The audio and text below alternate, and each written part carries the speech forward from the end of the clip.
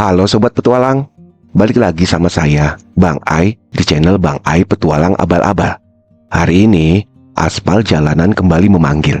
Kita akan menempuh perjalanan dari Sidoarjo menuju jantung Jawa Timur, yaitu Malang. Tapi perjalanan kali ini bukan sekedar jalan-jalan biasa. Kita akan menelusuri jejak sejarah, mencicipi kuliner legendaris di Malang, hingga napak tilas ke masa muda Bang Ai di kampus perjuangan. Dan puncaknya, kita akan membelah dinginnya lereng gunung untuk menemui sosok sang janda yang melegenda. Air terjun Coban Rondo. Lihatlah cuplikan drone tadi.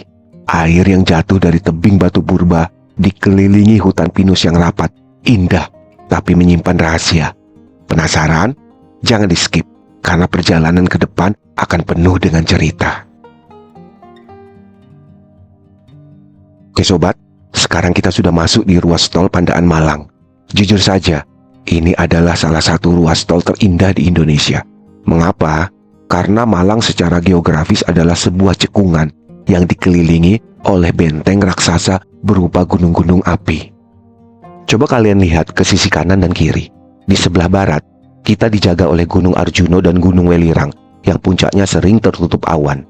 Sementara, di sisi timur, ada gugusan Tengger yang puncaknya adalah Gunung Bromo yang mendunia itu. Di sisi selatan ada Gunung Kawi yang tenang namun mistis.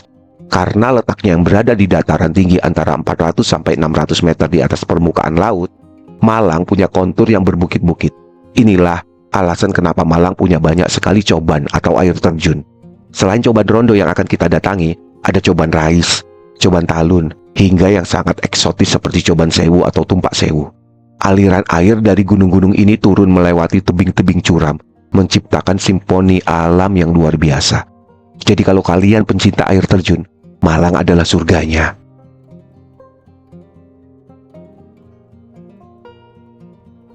Dan selamat datang di bumi Arema.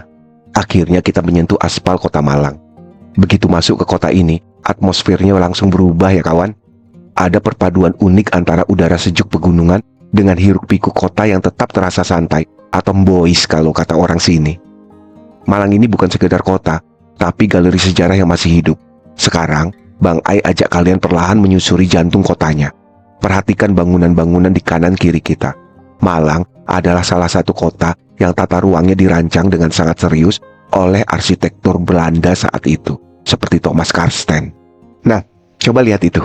Kita sedang melewati bangunan ikonik, bangunan kembar, peninggalan zaman Hindia Belanda. Desainnya simetris, kokoh, dan masih terjaga keasliannya. Melihat bangunan ini, rasanya seperti ditarik kembali ke tahun 1930-an. Bangunan-bangunan seperti inilah yang membuat Malang dijuluki sebagai Paris Van Java di Jawa Timur. Arsitektur kolonialnya memberikan karakter kuat yang gak dimiliki kota lain. Kita bergeser sedikit, sekarang kita melewati Stadion Gajayana. Sobat Petualang harus tahu, ini adalah salah satu stadion tertua di Indonesia. Dibangun sekitar tahun 1924. Kalau tembok-tembok stadion ini bisa bicara, mungkin mereka bakal cerita ribuan pertandingan bersejarah dan semangat satu jiwa para Aremania yang selalu membara di sini. Meskipun sekarang sudah banyak stadion baru yang lebih modern, Gajayana tetap punya tempat spesial di hati warga Malang. Dan sekarang, inilah mahkotanya kota Malang, Jalan Besar Ijen atau Ijen Boulevard. Coba kalian perhatikan. Jalanan ini sangat lebar dengan taman di tengahnya yang asri. Di sisi kanan dan kiri kita berjajar rumah-rumah megah dengan arsitektur gaya kolonial modern. Dulu, kawasan Ijen ini adalah daerah elit tempat tinggal para pejabat dan bangsawan Eropa. Sampai sekarang pun, Ijen tetap menjadi simbol kemewahan dan keasrian kota Malang. Kalau hari Minggu, biasanya di sini jadi pusat Car Free Day. Berjalan di bawah naungan pohon palem ini benar-benar bikin hati adem. Berasa lagi nggak di Indonesia ya sobat. Puas cuci mata dengan bangunan bersejarah, sekarang waktunya kita cuci mulut. Maksudnya mengisi perut. Kita sudah berbelok masuk ke Jalan Kawi. Jalan ini gak kalah legendarisnya, karena disinilah tujuan utama kita untuk makan siang berada. Kalau kalian tanya orang Malang, makan pecel yang enak di mana, hampir pasti nama tempat ini bakal disebut. Kita akan menuju ke Pecel Kawi Hajah Musiloh. Warung ini sudah berdiri sejak tahun 1975 sobat. Bayangkan, resep bumbunya sudah bertahan lintas generasi. Aroma kacang sangrai dan bumbu rempah sudah mulai tercium nih. padahal kita belum turun dari mobil. Oke, cari parkir dulu, siapkan perut, dan mari kita buktikan kenapa pecel ini bisa jadi legenda di kota Malang. Yuk ikuti Bang Ai.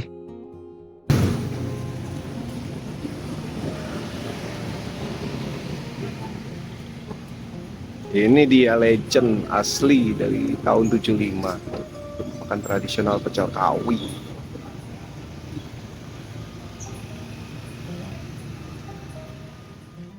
Lihat ini, seporsi nasi pecel yang disiram bubuk kacang rahasia. Tekstur kacangnya itu loh, masih kasar-kasar gurih. Nggak terlalu manis, pas banget di lidah orang Jawa Timuran. Dan lauknya ini yang bikin kalap. Daging empal yang seratnya lembut, tapi bumbunya meresap sampai ke dalam. Lalu ada perkedel kentang yang montok, dan yang unik adalah sate ayam gulung telur. Gurihnya telur yang membalut daging ayam ini bikin rasa pecelnya naik kelas. Makan di sini sambil menghirup udara Malang yang masih sejuk. Beh, nikmat mana lagi yang kau dustakan, kawan? Sebelum lanjut ke Batu, Bang Ai mau izin sebentar buat pulang. Kita masuk ke gerbang Universitas Brawijaya. Melihat gerbang ini, rasanya seperti kembali ke masa-masa pakai kemeja rapi dan bawa tas isi buku tebal.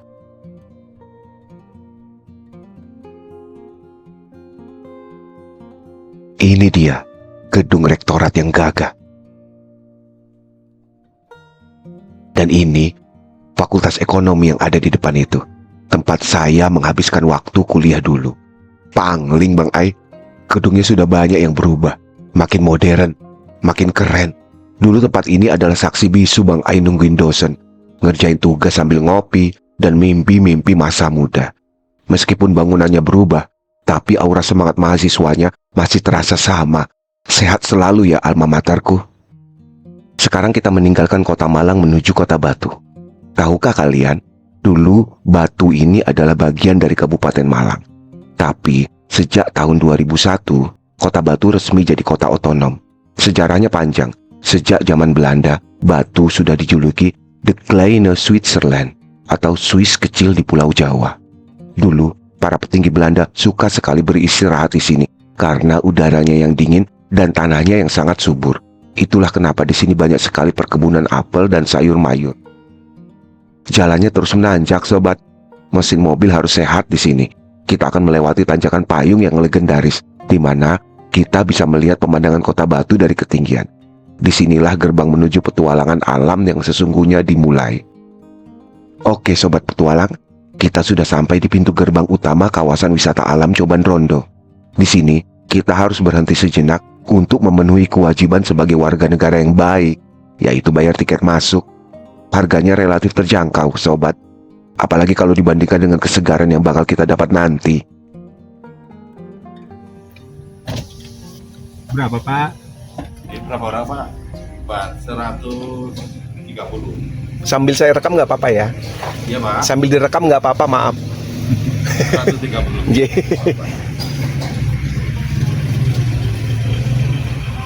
Masih jauh dari sini Pak, Coban Rondonya? Air terjunnya curugnya 2 kilo lagi Pak. 2 kilo lagi. J. Ya.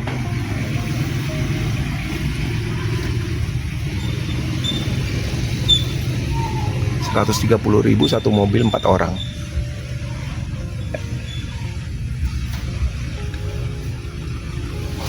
Sampai jam berapa ini Pak?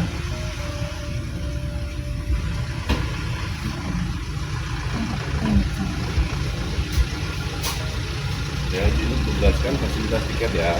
Sudah termasuk parkir dan juga 1 kilo ada wahana petualang Pak. Labirin, memanah menembak, sama air terjun udah include. Oh, J. Makasih. Makasih Pak. Sampai jam berapa? Air terjun sampai jam 5, kalau wahana jam 4. Oh iya, kasih ya Pak. Makasih Pak.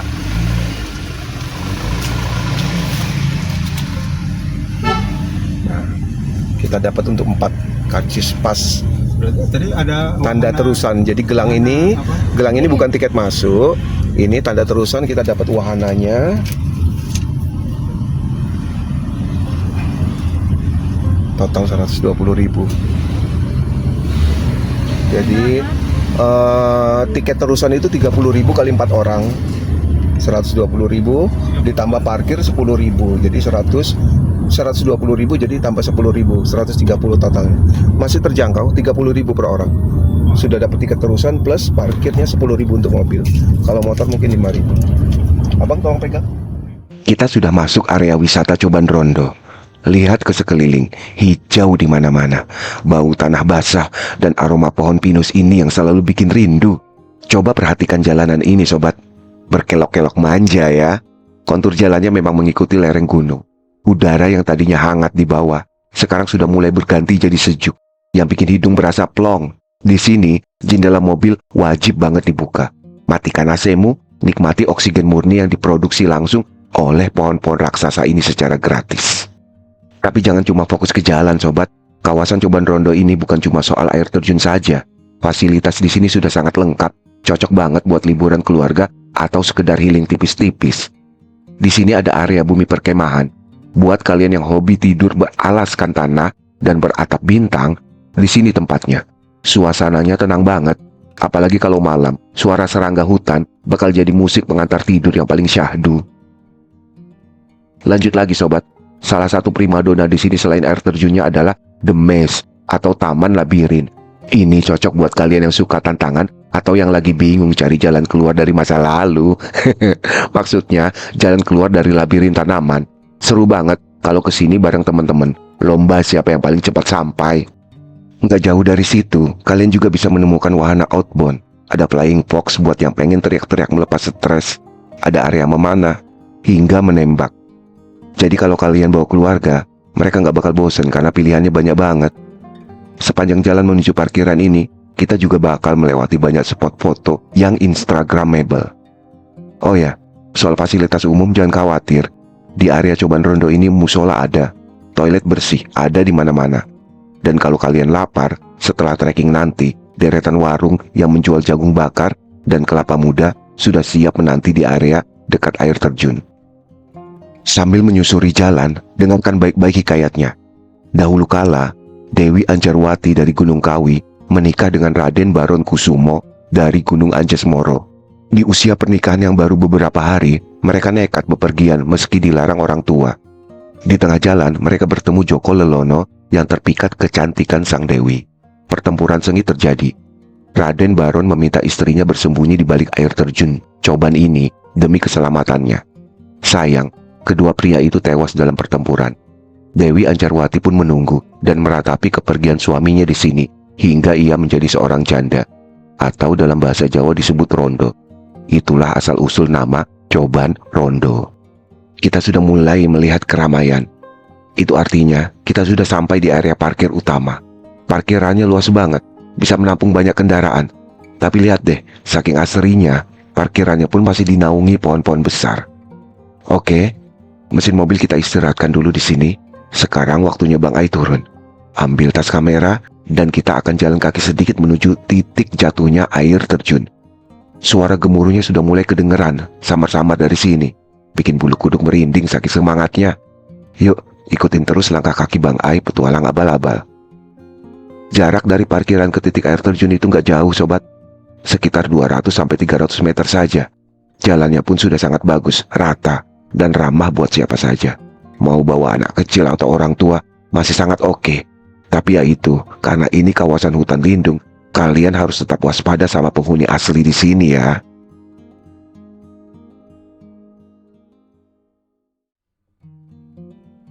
Suara gemericik air sungai di samping jalan setapak ini adalah pembuka sebelum kita melihat sang primadona. Udara di sini sangat segar, jauh dari polusi kota. Di sepanjang jalan ini, kalian mungkin akan bertemu dengan monyet-monyet liar yang menghuni hutan lindung ini. Tapi hati-hati ya, jaga barang bawaan kalian. Tadi ada satu yang ngeliatin Bang Ai lama banget. Kayaknya dia ngenalin Bang Ai deh.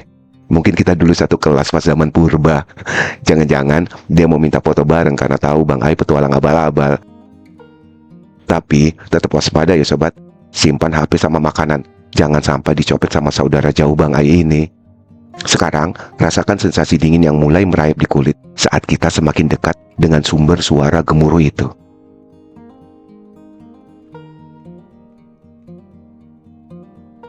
Dan inilah dia, Coban Rondo.